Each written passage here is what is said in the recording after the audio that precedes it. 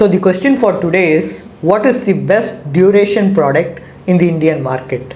Our industry expert Mr. Satish Prabhu is with us today to answer this question. So the best duration product is a gilt fund. So the government securities funds are typically high duration products, and they should be only used when, because you get capital gains and accruals in the same fund, but they should be used when the interest rates are falling. If you use them in any other situation, then they may give negative return. So duration carries a risk when interest rates rise, but when interest rates are falling, they also give you capital gains because the NAVs will go up. Thanks for your detailed explanation. Are you in search of a personal guide who can remove the stress of handling your finances? Then please feel free to avail our expert consultation. And also you can attend our webinars to gain investment related insights. Both the consultation and webinar are absolutely free, and you can find the link in the below description. Please like and share, and do subscribe to Holistic Investment.